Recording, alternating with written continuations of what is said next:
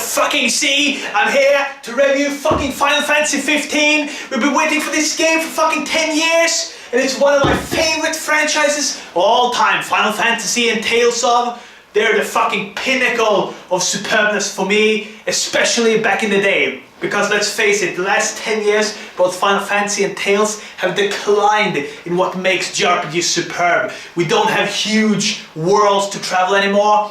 We don't have fucking a myriad of plot twists to fucking think about for decades to come, like in the past games. So we're pretty much in a basic era when it comes to JRPGs. So I'm gonna try to be try to be sane in this review, right? Because when it comes to favorite franchises, it's very easy to go off the bat and just go nuts about things you don't like and just go crazy about the things that you do like. So I will try, for the sake of sanity, to lay back like this and just go, this is good and this is not good and this is why, alright. So let's fucking get right to it. One of the best features about Final Fantasy 15 is what the game just opens up with. The freedom. Everyone wants freedom in their games, right? To just be set out on a landscape and just be told to do what the fuck you want. You can go and do fucking quests, level up, fight monsters.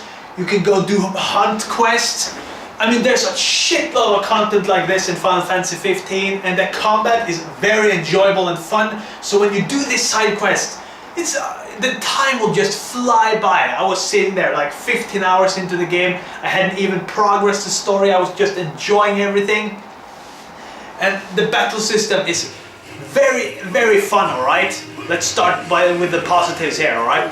When you back attack the enemy, you can get a 50% damage output, and then you can get a link attack with your team member. And when that kind of cinematic kick starts, it feels great to see the team members work together like that. I don't think I've experienced that in other games. The teamwork between the party of 4 in this game, Ignis, Prompto, Gladiolus and Noct, is really good. And the dialogue they throw between each other during battles, during travel with the car, everything is very alive and it feels real good just to be in the world. So you can get back attack, 50% damage, link attacks, and then you can unlock with the Ascension system in the game. You can unlock new moves with the characters that you can trigger with a gauge in the bottom left of the corner of the screen.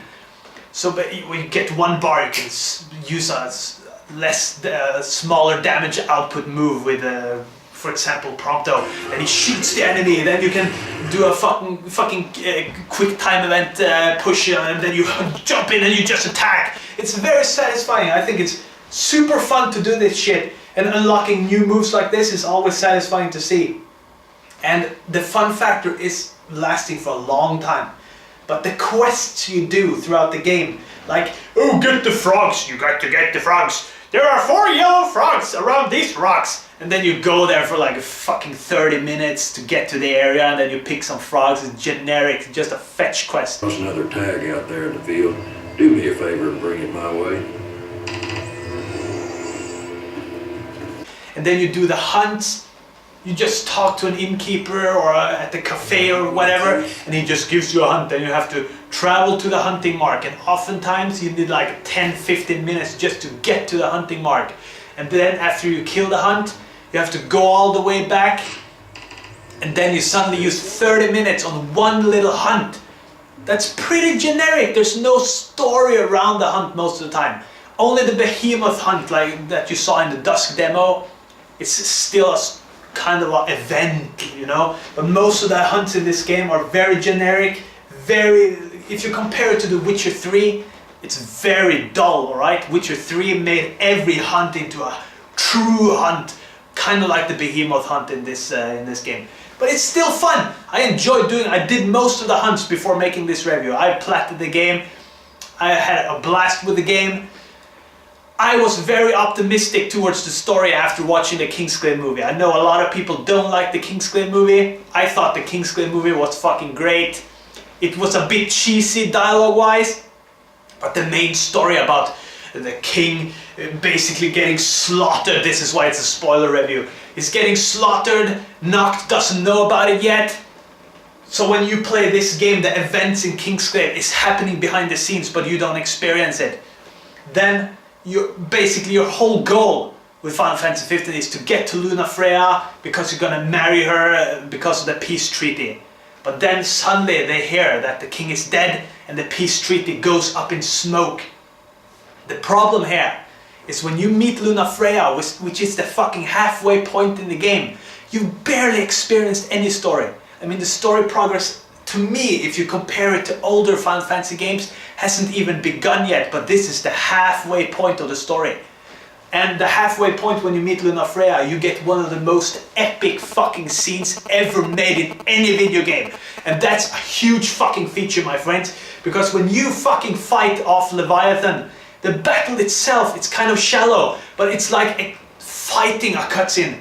To some people that's very shallow. To me, I was so engrossed in the epicness of that cutscene and seeing Leviathan just splash out of the water, fucking gigantic summon, and you just fucking go nuts. Luna Freya uses her fucking staff and she just smashes into the ground and gives Noctis superpowers with his armature weapons, and he just go fucking nuts, and the epicness was through the fucking roof.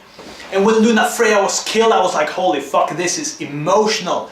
That's one of the best fucking death scenes I've seen since Aerith died in Final Fantasy VII. I thought it was that fucking epic and good, alright? Now comes the problem.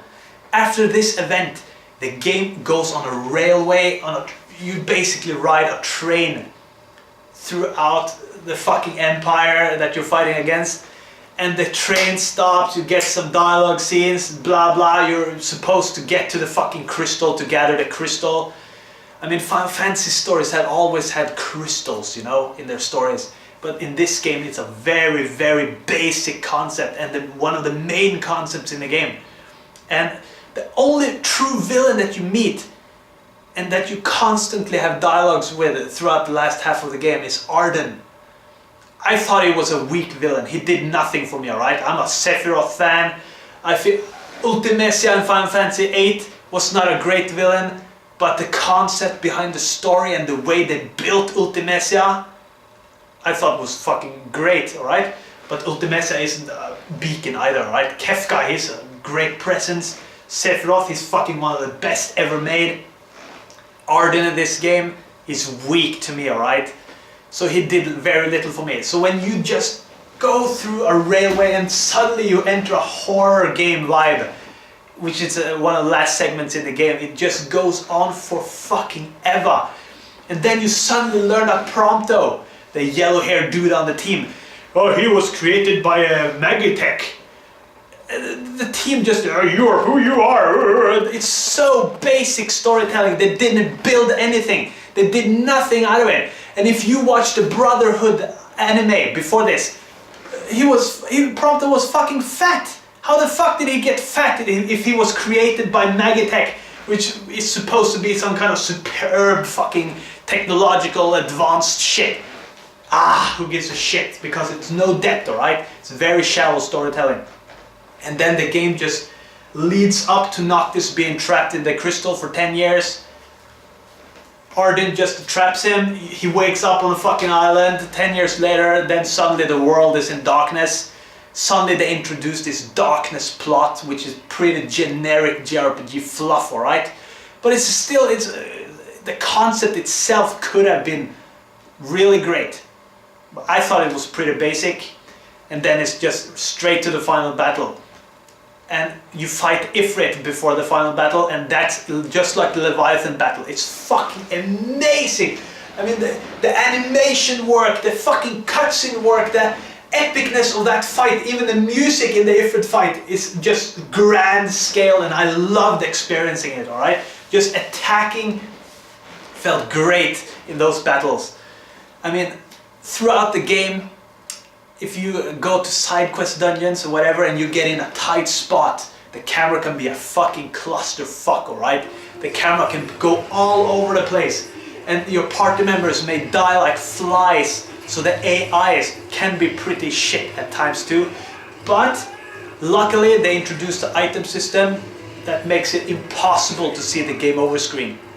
Because if an enemy, if your party member falls, you just open the item menu, everything stops, bang, you pop an elixir, everything is back to normal. So I never saw the game over screen in this game. Is that a bad thing? To me, yeah, kind of. But still, it's enjoyable. I thought it was fun, whatever. I don't feel that 15 sets any new standards. The story to me was pretty badly executed, especially the latter half of the game. The gameplay is fun, fresh, but I think it needs a lot more depth to kind of pump me up to another level. The game has a ton of weapons, and when you explore the world map, most of the time you find nothing of importance, but you can find royal tombs. In royal tombs, you find new weapons that are from the past ancestor kings, whatever. And then you get a new weapon that often has new animation work. And I thought this was a great diversity, and it was fun to try out new weapons. The game has one katana blade, and that was one of my favorite blades in the game from the royal tombs. You also got a shield that you can block, and then you heal your HP up again when you guard. It's a lot of small details that are fun to discover, but they're not really necessary, but they're fun. So if it's fun, it's a good game, right? If you enjoy everything, if this wasn't a good game, I would never ever fucking plat it. I would never fucking do most of the fucking hunts. If you want to do shit in the game, it's a good game, period. If the game is pure shit, you stop playing it. But as a Final Fantasy fan, at times I want to rage at the story, alright? Because Final Fantasy deserves fucking better. And if you go and watch the fucking Versus 13 trailer way back, it looks 10 times better. You have a cutscene where Noctis face off against not Lunafreya, it's Stella. That was the old character, Stella instead of Lunafreya. And then suddenly there was a glyph behind Noct, and he looked so fucking determined. He looked like a character that has been through a ton of development. And then she got a glyph, and they both drew the sword like they were gonna fight together against something we don't know. All that shit is gone. It's very basic now. Now it's just a summon gathering story and a basic darkness plot. Nothing new here, right? They scratched a lot of Tetsuya Nomura's plot, I believe. It fucking need new writers, that's for fucking sure. I heard Tabata wants to patch the story now. I don't like that idea, patching a fucking story, right? To me, that's a new low standard. I mean, Mass Effect 3 kind of did that. They released that DLC that changed the story to be better after people hated it. I always despised them doing that. And now Final Fantasy 15 basically says, we didn't do a good job with the story, now we're trying to fucking damage control. I think that's low. I won't accept that. I won't be part of that. If you do, I hope you enjoy it. I'm trying to be respectful towards people's opinions. So if you want to replay a patched mess of a plot, good for you. Enjoy it. I'm not gonna fucking go down that fucking drain, alright? To me, I'm finished with this game. It was a good game. It was not worth a 10-year wait. In the Dusk demo way back, you equipped moves on the weapons. That shit was awesome. You could just, when you used the spear, you could do the Dragoon jump, boom, at any time, using MP. In Final Fantasy 15, they've incorporated the moves at the end of combos. So when you attack an enemy and you have to guard, the combo breaks most of the time. So you don't get to see the moves very often, so it doesn't really feel like moves. It feels like just some tail endings to a combo. It doesn't have the same effect as it did in the Dusk demo. I thought it was better back then. So that's a downgrade. The Ascension system in the game, it's very basic. You learn new moves from the characters. It's an okay system. It does nothing spectacular. You use AP that you earn from doing back attacks and leveling up and whatever in the game. It's pretty satisfying. My main complaint is purely the story in this game. The lack of villains, the lack of any detail around anything, the lack of plot twists. I love convoluted plots, alright? Final Fantasy 7, Xenogears, even Xenoblade fucking Chronicles, one of the best games the last 10 years, has fantastic storytelling. And the budget on this game compared to 15 is probably shit tier, alright? So I think Final Fantasy, Square Enix has a lot of growth to do. if they want to do Final Fantasy 16, they should get some new writers, a better director. If they decide to continue with the Final Fantasy 15 battle system, I think that's a good basic to build something superb on, right? So the music in this game, to me, it's just run-of-the-mill stuff. It has some great tracks overall. It's a great execution. It does all the right emotion at the right time. Just no classic tracks for me, alright? You can listen to all the classic soundtracks within the game when you travel the world with a car, because that's what you're gonna do 50% of the time in this game. You just travel with the car, run around and feel. It gets boring after a while, but it's still enjoyable, and the designs and look and the aliveness of the landscape that you're exploring is fantastic. It's amazingly executed.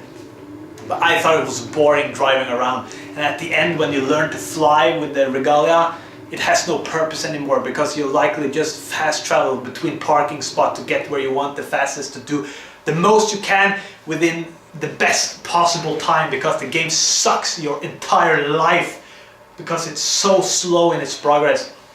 So when I listen to the music from the other soundtracks in the car, I realized how much better I think the past games are in comparison to 15. To me, 4, 6, 7, 8, 9, they're the pinnacle of the series. I love those games from top to toe.